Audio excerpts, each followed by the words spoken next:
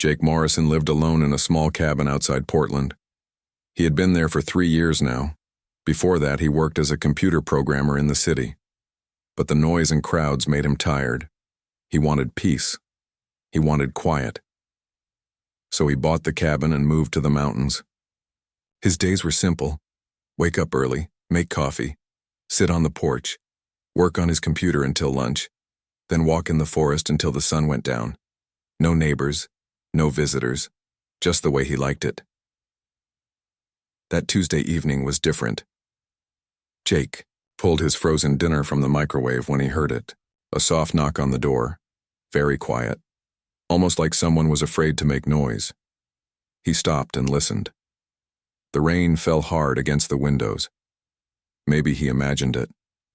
Then the knock came again. Jake was not expecting anyone.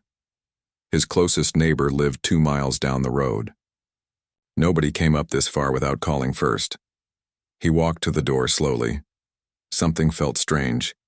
His hand reached for the handle. He opened the door. A young woman stood on his porch. She was soaked from the rain. Her clothes stuck to her small body. She shivered in the cold. But that was not what made Jake freeze. She had fox ears on top of her head. They were real. Not a costume, not fake. They moved on their own. They twitched when the wind blew. They turned toward sounds. Behind her, a thick foxtail hung low. Water dripped from the fur. Jake stared. His brain could not understand what he was seeing. The woman looked up at him. Her eyes were golden yellow, like a real fox. She opened her mouth to speak. Her voice was soft and scared. "Please, I need help." Jake could not move, could not speak. This was not possible. People did not have fox ears. They did not have tails. This could not be real. But she was real, standing right in front of him, shaking from cold and fear. "Are you hurt?" Jake finally managed to say. She shook her head no. Then she swayed. Her legs wobbled. Jake reached out fast and caught her arm.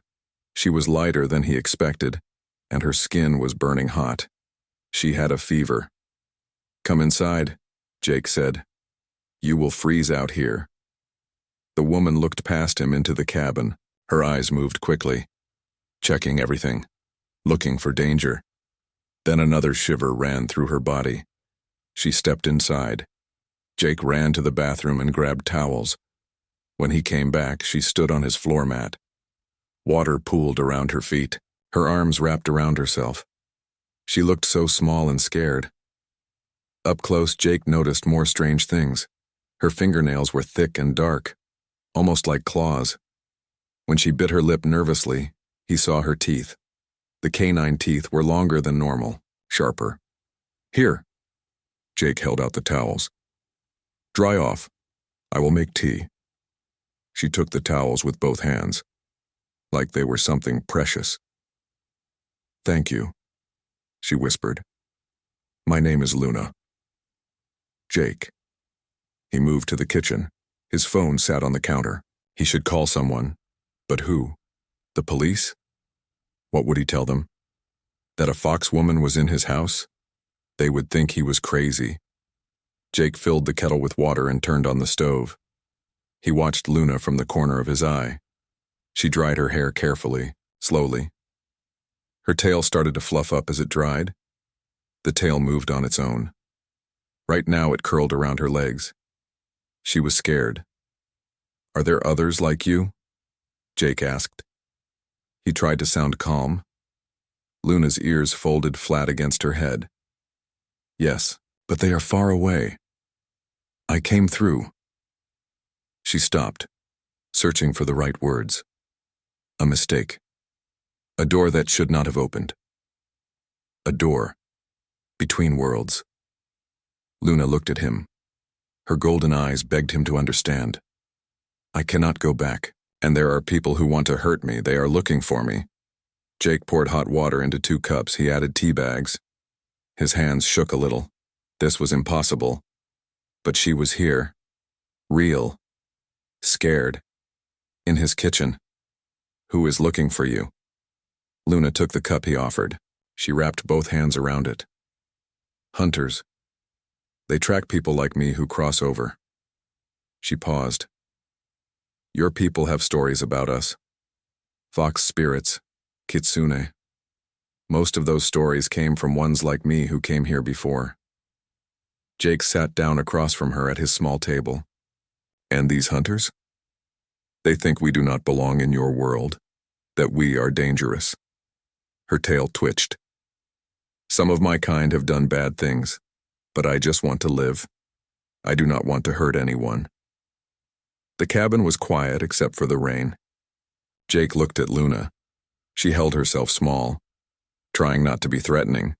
Her ears kept moving, listening to every sound outside.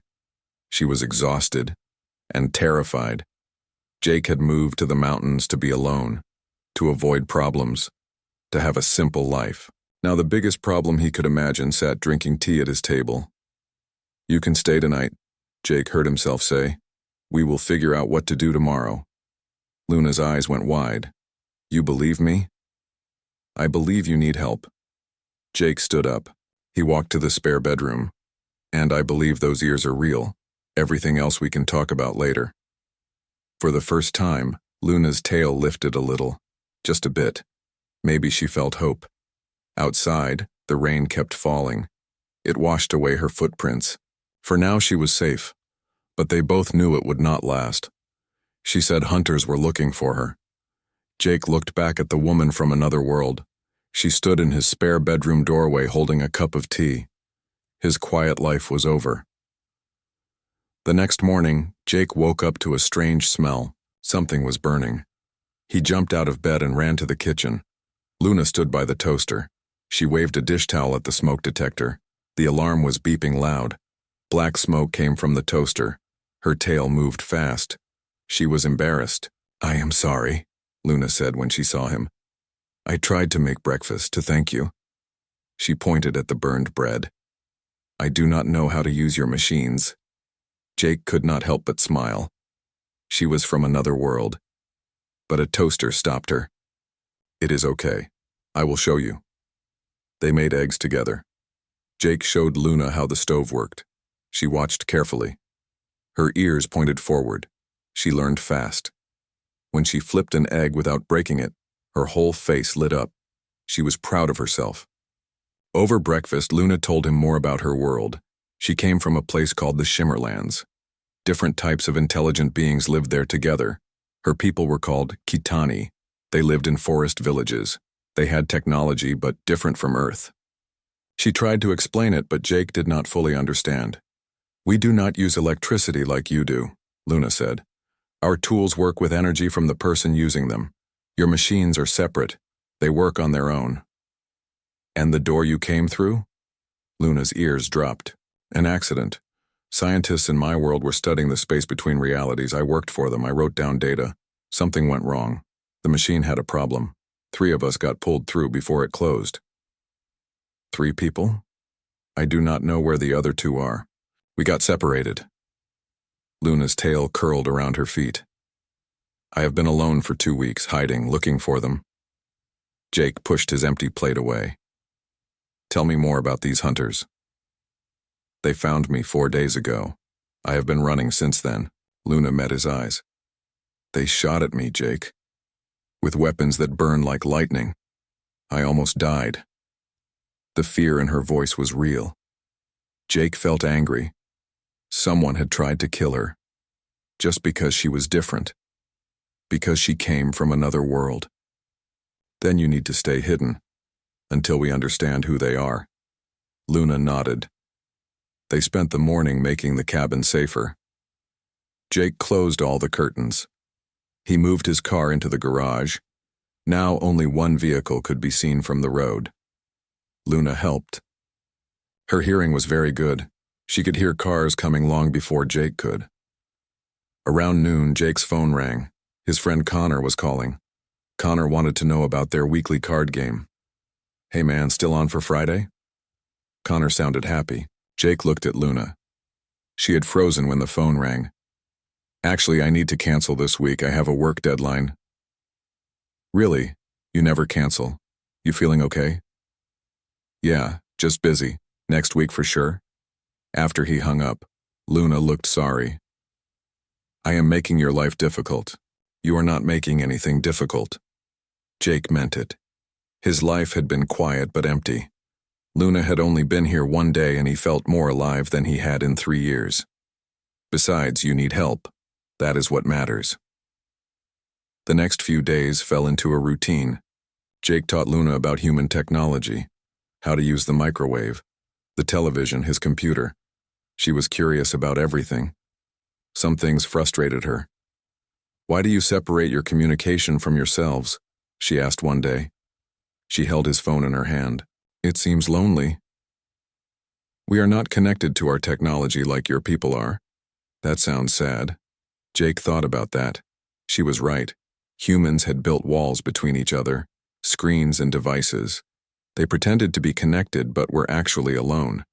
Luna understood something important that he had forgotten. Luna also told him stories about her home. She described forests that glowed at night, cities built in living trees, festivals where her people danced under 3 moons. Her world sounded beautiful and strange. Do you miss it? Jake asked one evening.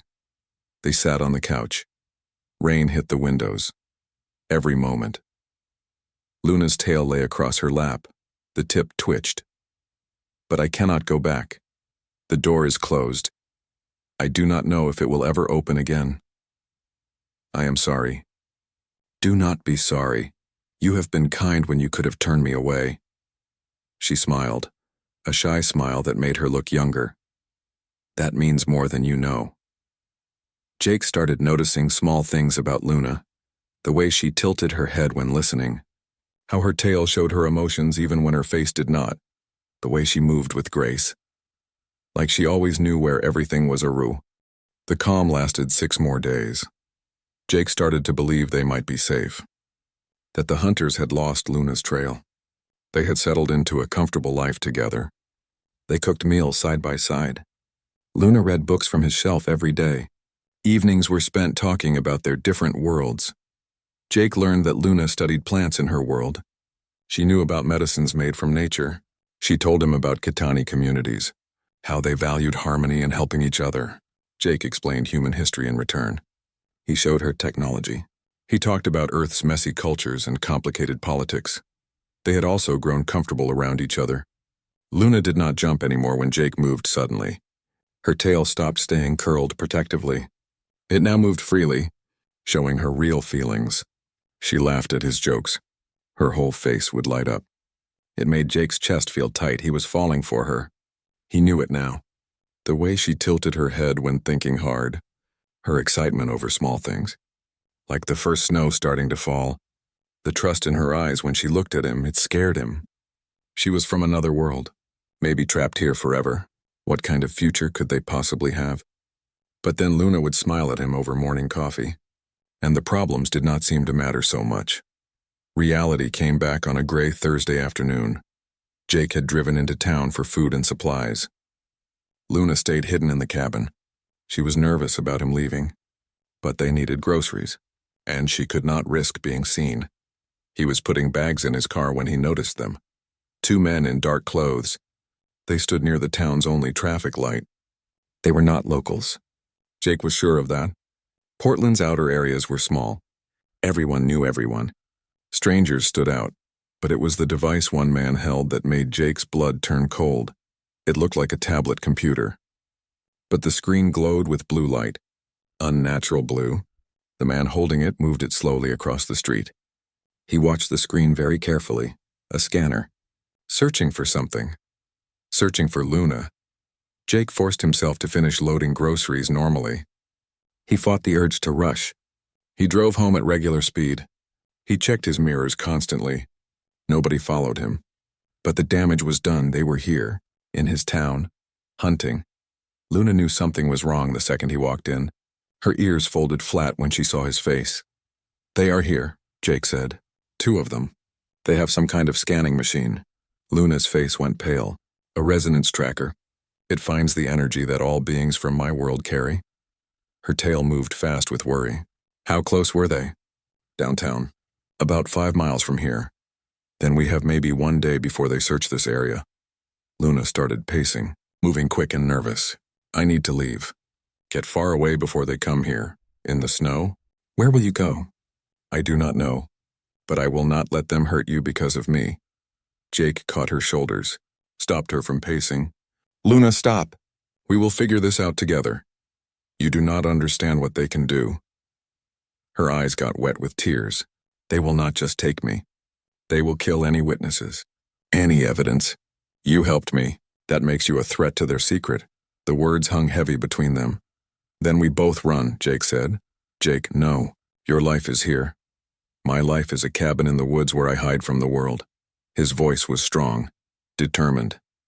You have been here less than 2 weeks, and it has been more alive than the last 3 years. I am not letting you face this alone. Luna stared at him, looking at his face, searching. Why? Why would you risk everything for me? Because I love you, Jake almost said it. But he held the words back. Too much, too soon. Instead he said, because it is the right thing to do. And because you are my friend. Something flashed in Luna's eyes. Too quick to read. Then she nodded. We need to move fast. Pack only what we need most. They spent the next hour getting ready. Jake packed camping gear, warm clothes, his laptop computer. Luna helped. She moved efficiently even though she was scared. As darkness came, they loaded Jake's SUV. The plan was simple. Drive through the night. Put as much distance as possible between them and Portland. Go east. Where the forests were thick and towns were small. They were loading the last bag when Luna's ears suddenly turned forward. Vehicle, she whispered. Coming up the road, fast, how far? 2 minutes. Maybe less. They had run out of time. Jake made a quick decision. Get in the car. Be ready to drive if I am not back in 30 seconds. What are you doing? Buying us time. He pressed his keys into her hand. If they start shooting, you leave. Do not wait for me, promise. Jake, no. Promise me, Luna. Her ears lay flat against her head, but she nodded. I promise. Jake grabbed a flashlight. He walked toward the front of the cabin. He tried to look casual. Behind him, he heard the SUV engine start quietly. Headlights came through the trees. A dark car pulled into his driveway. 2 people got out. The men from town. The first man was tall and wide. He moved like a soldier. The second was thinner. He carried the scanning device Jake had seen earlier. Both wore dark gear. Both had weapons on their belts. Evening, Jake called out. He kept his voice friendly. Can I help you? The tall man looked at him carefully. We are looking for something dangerous in this area. Have you seen anything unusual? Strange animals, maybe? Just the usual deer and elk. Why, what is going on? The thin man was watching his scanner. The device glowed with that weird blue light. Jake's heart sank when the man's eyes narrowed. The signature is strong here, he said to his partner. Recent within the last few hours. The tall man's hand moved to his weapon. Sir, I need you to step aside. We have permission to search this property. Permission from who? That is classified. The man's voice got hard. Step aside now. Jake did not move. Behind the cabin, he heard quiet tires on gravel. Luna was moving the SUV into position. I do not think so, Jake said. This is private property. Come back with a real warrant. The thin man raised his scanner. He pointed it right at Jake. The device pulsed brighter. He has been in extended contact. His energy signature is contaminated. The meaning hit Jake. They could track Luna's presence on him. The tall man pulled out his weapon, a strange rifle that hummed with power. Last chance. Where is it? It? Jake let anger into his voice. She is a person, and she is not here. The man's face did not change. Then you will not mind if we check. He started walking forward. Jake knew he had to stop them. Had to give Luna enough time to escape. Without thinking, he swung the heavy flashlight at the tall man's gun. Metal hit metal with a crack. The rifle went flying. The man stumbled backward, surprised. His partner shouted. He raised his own weapon. Jake dove to the side. A bolt of blue energy burned through the air where he had been standing. The tree behind him exploded into pieces. Jake rolled. Came up running. He had seconds before they recovered. He ran around the cabin to where Luna was waiting. Go, he shouted. Drive! The SUV jumped forward.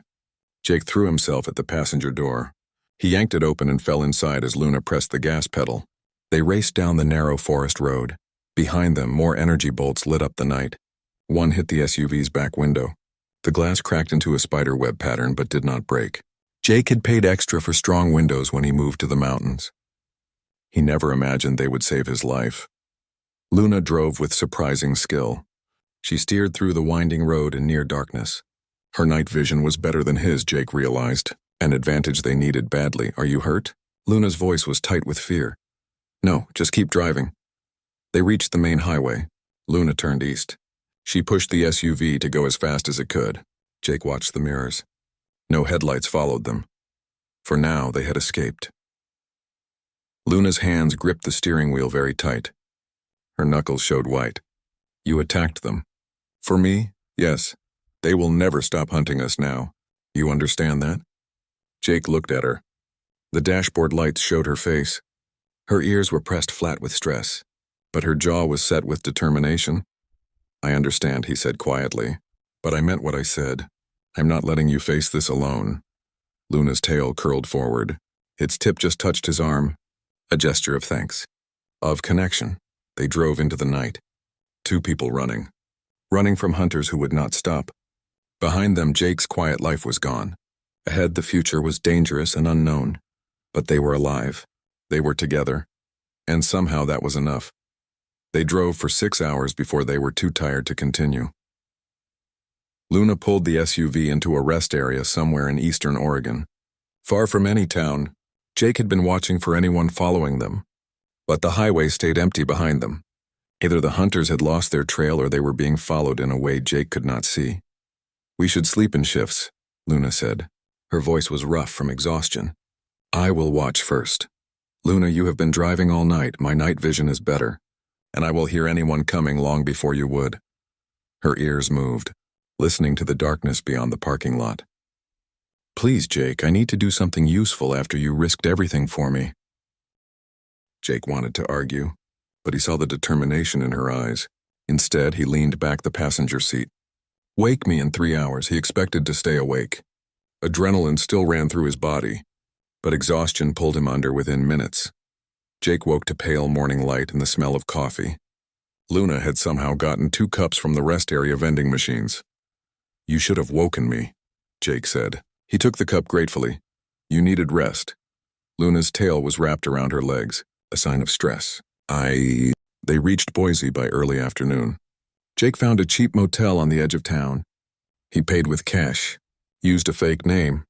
The clerk barely looked up from his phone. Their room was small and old but clean. Jake set up his laptop while Luna checked the windows. She tested the locks, looked at sight lines. She moved like someone who had done this before. "You are good at this," Jake said. Kitani children learn survival skills young. How to read the land, find shelter, avoid predators.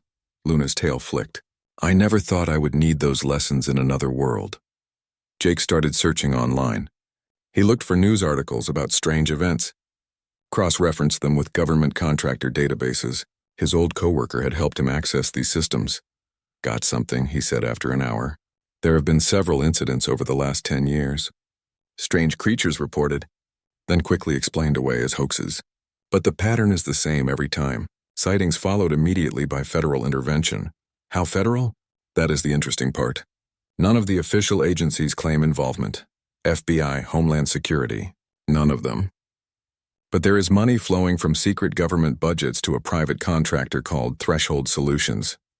Luna leaned over his shoulder. She read the screen. "What do they claim to do?" "Officially? Advanced research and development. But they have buildings in remote locations. Heavy security. No public projects." Jake pulled up a grainy photo of a Threshold building. "This looks like the kind of place that studies things they do not want people knowing about." "Things like me." "Yes."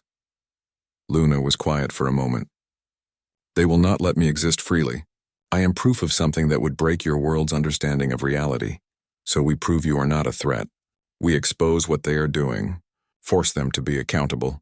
Jake, these people have unlimited money. We are 2 people running with a laptop. We are 2 people who know the truth. That has to count for something."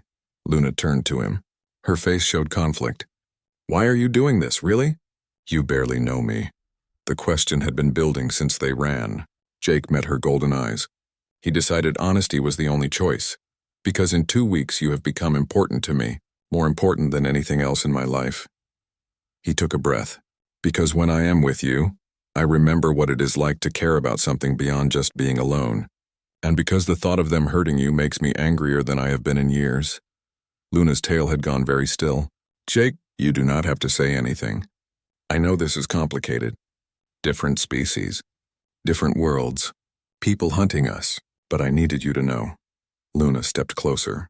Close enough that Jake could feel warmth from her body. Her hand rose slowly, hesitant, then touched his cheek. Her palm was soft. It is not one-sided, she whispered. These feelings. I tried to ignore them. Told myself it was just being grateful or lonely. But it is more. You make me feel safe. Seen. Like I matter as more than just a refugee or something to study. Jake's hand covered hers. You matter to me, completely. Luna's ears folded back. Shy again. In my culture, this would be unusual. Kitani rarely bond with other species. But there are stories. Old tales of unions between different peoples. When the connection was strong enough. Is it? Strong enough? Instead of answering with words, Luna leaned forward. She pressed her lips to his. The kiss was gentle. Careful. Full of questions. Jake responded slowly, giving her space to pull back if she wanted. But Luna leaned into him instead. Her arms slid around his neck. When they finally separated, both breathing hard, Luna's tail was wagging slightly. Jake could not help but smile. That is adorable. I cannot help it, Luna said. But she was smiling too. It happens when I'm happy. Very happy. They held each other, foreheads touching, letting the moment exist without problems. Outside, the world was still dangerous. Hunters still looked for them. Reality still promised only uncertainty. But here, in this old motel room, they had found something real and precious. Jake's phone buzzed, breaking the moment. A text from his contact appeared on the screen. It said, "Found something, call me. Use secure line." The world came rushing back. Jake met Luna's eyes. He saw his own reluctance reflected there. Then she nodded. Make the call. We need to know what we are facing. The conversation that followed changed everything. Jake's contact had dug deeper into Threshold Solutions. He found evidence of multiple specimens in their custody, beings from other realities. Held in secret places, studied, experimented on, and most disturbing, evidence that Threshold was not just studying dimensional breaches. They were trying to create them. To open controlled passages to other worlds. They are going to invade my world, Luna said after Jake told her everything. Her face had gone pale. That is why they are so desperate to capture those of us who crossed over. They need to study us to make their portals work. Then we stop them. How? Jake looked at his laptop. At the evidence they had gathered. We expose them. We make this public enough that they cannot operate in secret anymore. That would reveal me. Reveal that beings from other worlds exist. I know. Jake took her hand. But if we do not, how many more of your people will they capture? How long before they succeed in opening a passage and marching through? Luna's ears lay flat, processing the information. Then she straightened. Decision made. You are right. My exposure is a small price compared to preventing a larger disaster. They spent the rest of the day preparing. Jake put together evidence, encrypted files, prepared data packages for multiple news organizations. Luna recorded a video statement. She explained who and what she was, what had happened to her. As sunset painted the motel room orange, they were ready. Once we do this, there is no going back. Jake said, your existence becomes public knowledge. I know. Luna's tail curled around his wrist. A gesture of trust. But I will not be alone. Will I? Never, Luna smiled. Jake was struck again by how beautiful she was. Not despite her fox features, but because of them. Because of who she was beneath them. Then let us change the world, Luna said. Jake hit send. Their evidence went out to the world. Within hours, their story would explode across the internet. Within days, the pressure on Threshold Solutions would become unbearable. Within weeks, the world would have to face a truth it never imagined. But that night, as they waited for the storm to break, Jake and Luna held each other. Two people from different worlds, bound together by chance and choice and something that felt like destiny. Outside, the future approached like thunder. Inside, they faced it together. The internet exploded within 6 hours. Jake and Luna watched from a diner booth. His laptop streamed news feeds as their story went viral. Luna's video, her fox ears and tail clearly visible, had been viewed 20 million times. News organizations scrambled to verify the evidence Jake had leaked. Government officials issued denials that sounded increasingly weak. "They are calling it a hoax," Luna said. She read comments on the screen. "Special effects. An elaborate prank. Some are. But look at these." Jake pointed to a different feed. "Scientists analyzing the footage. They cannot explain how you move. How your tail and ears respond independently to sound and movement." More importantly, Jake's evidence about threshold solutions had triggered investigations. Reporters were going to the company's buildings. Congressional committees were demanding answers. The secret was too big to hide now. "Jake Morrison?" They both froze. A woman approached their booth. Middle-aged with graying hair, an FBI badge clipped to her belt. "I am Agent Helen Carter." She held up her hands, showing them empty. "I am not here to arrest you. May I sit?" Luna's ears flattened, but Jake nodded. Carter slid into the booth across from them. Her eyes widened slightly as she took in Luna's features up close. "It is real," Carter breathed. "You are actually Kitani," Luna said quietly. "From a place you call another dimension." Carter collected herself professionally. "Mr. Morrison, Ms. Luna, you have created a significant situation. Threshold Solutions is scrambling. Several government agencies are in chaos, and my bosses are trying to figure out how to respond to proof that we are not alone in the universe. Are you here to make us disappear?" Jake asked. His hand found Luna's under the table. "No. I am here because not everyone in the government wants to bury this. Some of us think the public has a right to know the truth." Carter pulled out a tablet. "We have been investigating Threshold for months. Your leak gave us the justification to raid their facilities. We found 4 other beings like Luna. They are safe now, in protective custody." Luna leaned forward. "Are any of them Kitani?" "2 are. 1 male, 1 female. The other 2 are different species. All of them were being held against their will. Studied."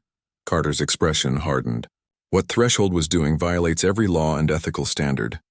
They are finished as an organization." "What happens now?" Jake asked. "That depends on you." "Luna, specifically." Carter looked at her directly. "The president wants to meet you. Congress wants hearings. Every scientific organization on Earth wants to study how you exist. You are about to become the most famous person on the planet." Luna's tail twitched with worry. "I just wanted to survive. I know. But you represent something bigger now. Proof that humanity is not alone. That opens doors literally and figuratively." Carter's expression softened. "For what it is worth, I am sorry. This was not the quiet life you probably..." The portal opened in the UN chamber, a shimmering disk where reality folded back on itself. Through it stepped 3 Kitani, diplomats from Luna's homeworld. One of them was an older female with silver tips on her ears. She immediately focused on Luna. "Luna, daughter," she said in the Kitani language. Translators turned it into English for everyone listening. "We thought you lost." "Your family still grieves." Luna's face crumpled. Tears streamed down her cheeks as the elder embraced her.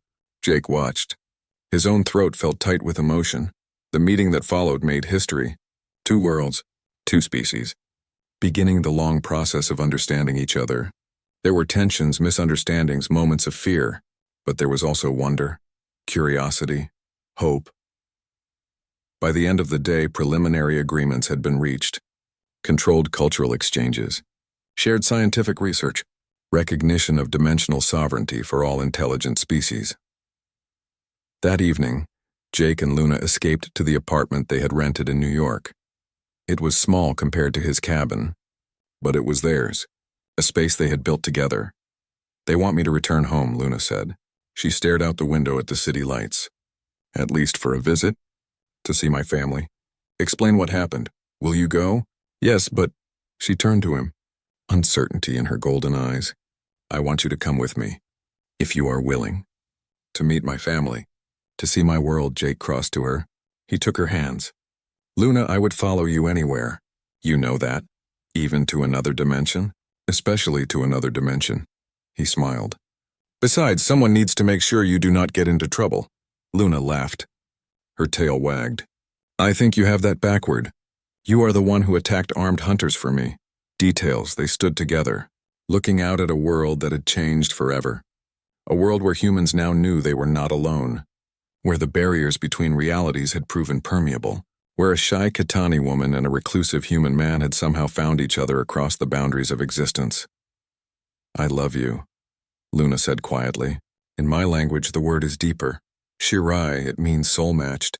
I do not know if humans have an equivalent." "We do," Jake replied. "It just takes us longer to say it. But it means the same thing. You are my Shirai, Luna. My soul match." Luna's ears perked forward. Her tail wagged with undisguised joy. She kissed him, pouring 6 months of love into the gesture. When they finally separated, the future stretched before them. Uncertain still, certainly complicated, but filled with possibility. Luna would introduce Jake to her family, show him the wonders of the Shimmerlands.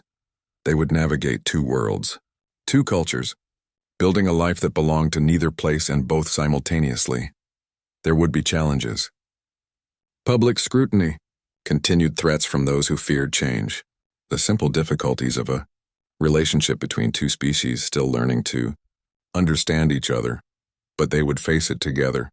Because that rainy night when a shy foxwoman knocked on a lonely man's door had not just changed their individual lives, it had changed everything. Opened worlds, proven that connection transcends barriers, that love can bloom in the most impossible circumstances. Jake pulled Luna close. He felt her warmth, the soft brush of her tail against his leg. Outside, humanity wrestled with its new reality. Inside, 2 people from different worlds had found something simple and profound. They had found home in each other. The next morning, preparations began for their journey to the Shimmerlands. Scientists and diplomats briefed them on the portal technology. The crossing was safe now, stable, nothing like the chaotic accident that had brought Luna to Earth. "You will need to wear this," a technician said. She handed Jake a small device that clipped to his belt. "It maintains your biological stability in their dimension. Without it, you would get very sick." Jake clipped it on. "Has any other human gone through?" 2 scientists made the trip yesterday. They came back fine. Amazed, but fine. Luna held Jake's hand as they walked toward the portal chamber. Her tail swished with nervous energy. Going home after 6 months. But bringing someone from another world to meet her family. He could not imagine the emotions running through her. "What if they do not approve of me?" Jake asked quietly. Luna looked at him with surprise. "Why would they not approve? I am human, not Kitani. We are different species. Jake, you risked your life for me. You gave up your peaceful existence to help a stranger from another world. You exposed yourself to danger rather than turn me away." Luna squeezed his hand. "My family will love you because I love you, and because you are worthy of love." They stepped through the portal together. The sensation was indescribable, like falling and flying at the same time. Colors that had no name swirled around them. Then with a soft pop, they emerged on the other side. Jake staggered. Luna caught him. "The disorientation passes quickly," she said. As his vision cleared, Jake looked around. They stood in a large chamber, but the walls seemed to be made of living wood. They pulsed with soft light. Through an opening, he could see a forest unlike anything on Earth. The trees glowed. Soft blues and greens and purples emanated from their bark. Flowers drifted through the air on their own. No wind, they just floated. The sky was wrong, too. 3 moons hung in a purple sky even though it was clearly daytime. "Welcome to the Shimmerlands," Luna said softly. "Welcome to my home." A group of Kitani waited for them. All had the characteristic fox ears and tails, but they varied in color. Russet like Luna, gray, black, white. All watched Jake with open curiosity. One stepped forward, an older male with gray fur and kind eyes. "Luna, daughter, you have returned to us, father." Luna's voice broke. She ran to him. They embraced. Both had tears running down their faces. Jake stood back, giving them space, but Luna's father looked over her shoulder at him. His expression was unreadable. After a long moment, Luna pulled back. She wiped her eyes. "Father, I want you to meet someone very important to me. This is Jake. He saved my life, and he has become my Shirai." The word caused a stir among the gathered Kitani. Luna's father's eyebrows rose. He approached Jake slowly, studying him. "You are the human who protected my daughter?" "Yes, sir. I did what anyone should do. But most would not." Luna's father extended his hand in a human gesture. "I am Kale, and I am in your debt." Jake shook his hand. Relief flooded through him. No debt. Luna has given me far more than I gave her. Over the next days, Jake met Luna's family. Her mother, who cried and held Luna for a full hour. Her two younger siblings, who peppered Jake with endless questions about Earth. Her friends, her former co-workers, her community. The Shimmerlands were beautiful beyond words. Forests that sang with bioluminescent life. Cities built in harmony with nature. Technology that responded to thought and intent rather than physical manipulation. But it was also alien. The food tasted strange. The air smelled different. The constant presence of 3 moons threw off his sense of time. Jake relied on the device at his belt. Without it, he would have become seriously ill. On the 4th night, Luna found him sitting alone on a balcony. He was staring up at the 3 moons. "Are you okay?" she asked. "Yeah, just overwhelmed. Your world is incredible. But it is not my world." "Does that make sense?" Luna sat beside him. Her tail curled around his waist. "Perfect sense. I felt the same way on Earth at first. Everything was familiar enough to be recognizable, but different enough to be unsettling. How did you adapt?" "I had help." "I had you." Luna leaned against him. "And now you have me. We will figure this out together. Your family is wonderful, but I see the way some of them look at me, like they are not sure what to make of a human. They are just curious and protective, but they will come to love you as I do." Luna took his hand. "My father told me this morning that he sees why I chose you. He said any being who would sacrifice so much for a stranger is worthy of respect." Jake felt some of his tension ease. "I want to make this work, Luna. Us, our life together. But I do not know how we balance 2 worlds. We take it one day at a time. Some days we are on Earth. Some days we are here. We build a life that spans both places." Luna smiled. "It will not be easy, but nothing worth having ever is." They sat together under 3 moons, a human and a Kitani, 2 people who had found each other across impossible distances. The next week they returned to Earth. Luna had duties as Director of Interdimensional Relations. Jake had his own projects. He had started writing about his experiences, a book about crossing worlds, about finding love in unexpected places. They settled into a routine: work, travel, splitting time between 2 dimensions. It was exhausting sometimes. Other times it was exhilarating. 3 months after their first visit to the Shimmerlands, Luna made an announcement. She stood before the UN General Assembly. Jake sat in his usual place in the front row. The bonding ceremony on Earth took place in the spring. They chose a location outside Portland. Near where Jake's cabin had stood before Threshold destroyed it in their hunt for Luna. The forest had been their sanctuary once. Now it would witness their union. Friends and family from both worlds gathered. Luna's parents had come through the portal with a delegation of Kitani. They wore traditional ceremonial robes that shimmered with embedded light. Jake's parents, who he had not spoken to in years, made the trip from California. His mother cried when she met Luna. "She is lovely," his mother whispered to Jake. "And she looks at you like you hung the stars." "I look at her the same way," Jake replied. The ceremony blended both cultures. A human officiant and a Kitani elder co-presided. Luna wore a white dress with Kitani patterns woven through the fabric. Jake wore a suit with a scarf in Luna's family colors. When it came time for vows, Jake spoke first. "Luna, a year ago I was alone. I had convinced myself that solitude was peace. Then you knocked on my door, scared, hurt, from another world, and you changed everything." His voice wavered, but he continued. "You taught me that life is meant to be shared, that love is worth any risk, that the most impossible things can become reality if we are brave enough to believe. I promise to stand beside you, to protect you, to build our future together no matter what challenges we face." Luna's eyes glistened with tears. Her tail swayed gently. When she spoke, her voice was strong. "Jake, in my world we have a saying, paths cross for a reason. Our paths crossed when I was lost and afraid. You could have turned me away. Instead, you opened your door, opened your heart. You risked everything for someone you barely knew." She took his hands. "I promise to honor that gift every day, to be your partner in all things, to build bridges between our worlds, to love you with everything I am." The officiant pronounced them bonded. Jake kissed Luna as applause erupted from the gathered crowd. Human cheers mixed with Kitani vocalizations that sounded like musical chimes. The reception that followed was unlike anything either world had seen. Human food and Kitani delicacies shared tables. Human music alternated with Kitani harmonies that required no instruments. People from two dimensions danced together under strings of lights. Jake's friend Connor pulled him aside. "I cannot believe you actually married a woman from another dimension. You used to hide in the woods. Now you are some kind of interdimensional diplomat." "I am not a diplomat. I just fell in love with a foxwoman from another reality. That is the most amazing thing I have ever heard."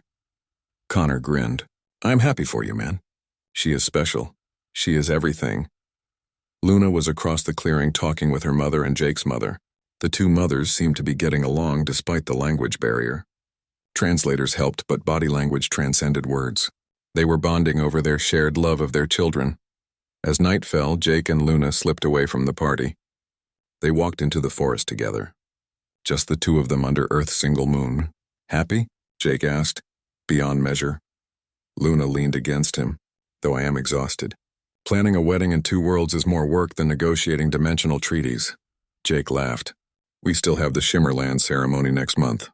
"I know. My mother has been planning it for weeks. She wants everything to be perfect." Luna smiled. "She really likes you, by the way. She told me you have a good heart. That is the highest praise a Kitani parent can give. Your father still terrifies me a little. He is supposed to, but he approves. Trust me." They walked deeper into the woods, away from the music and lights. The forest was quiet, peaceful, like it had been that night Luna first knocked on Jake's door.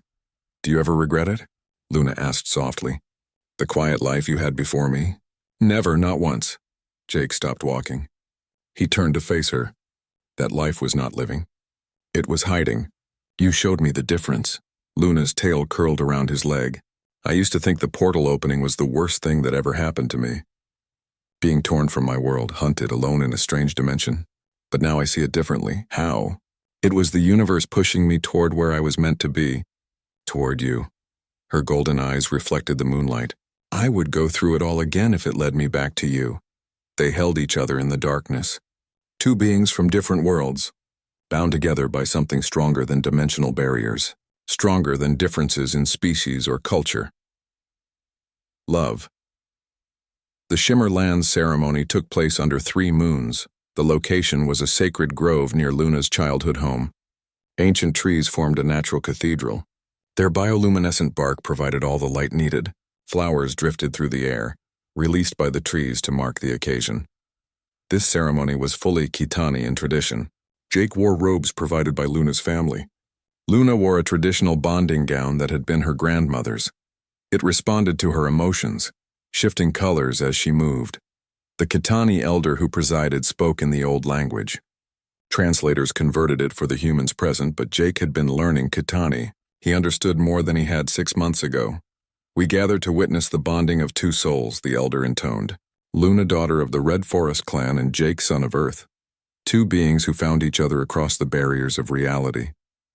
2 hearts that beat as one despite all differences. The ceremony involved rituals Jake had practiced, exchanging woven bracelets that symbolized their intertwined lives, drinking from a shared cup, speaking vows in both languages. When it came time for Jake to speak his vows in Kitani, he was nervous. The language was difficult, full of sounds human throats were not designed to make, but he tried. "Luna, Shirai of my soul, I promise to walk beside you through all seasons, to honor your people as my own, to build our life with courage and love." His pronunciation was not perfect, but the attempt meant everything. Luna's eyes filled with tears. Around them, the gathered Kitani made sounds of approval. Luna spoke her vows in English. "For Jake's family, for the human witnesses. Jake, you are my unexpected gift, my shelter in the storm, my home no matter what world we stand in. I choose you. Today, tomorrow, always." The elder pronounced them bonded in the eyes of both worlds. Jake and Luna embraced. The trees responded to the emotion in the grove. Their light intensified. Flowers filled the air.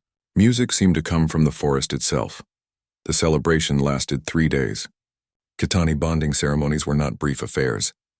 There was feasting, dancing, storytelling. Jake's human friends and family were treated as honored guests. They experienced Kitani culture fully. On the third night, Jake and Luna finally had a moment alone. They stood on a balcony overlooking the glowing forest. 3 moons hung low on the horizon. 2 weddings down, Jake said. Now what? Now we live, Luna took his hand. We work, we love. We continue building bridges between our worlds. Sounds simple when you put it that way. The best things usually are. Luna smiled. Though I know it will not be easy. There will be people on both sides who never accept us, who think humans and Kitani should not mix. Let them think what they want. We know the truth. What truth is that? That love does not care about borders, or species, or what is supposed to be possible. Jake pulled her close. We are proof of that, Luna's tail wagged. Even after a year together, Jake still loved that reaction. The physical evidence of her joy. I have news, Luna said. I was waiting for the right moment to tell you. Good news or bad news? Good, very good. She took a breath. The UN has approved my proposal. We are going to establish the first permanent interdimensional settlement, a city that exists partially in both dimensions, where humans and Kitani can live together, learn from each other. Jake's eyes widened. That is incredible. When? Construction begins next year. It will take time. 5 years maybe. But when it is done, it will be a symbol, proof that our worlds can coexist peacefully. Luna looked at him. I want us to live there, to be part of building it. A city between worlds, our own home. Jake felt excitement building. Yes, absolutely yes, it will be hard work.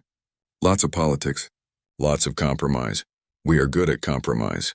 We have been doing it for a year now, Luna laughed. True. We are experts at navigating 2 worlds. They stood together looking out at the Shimmer lands.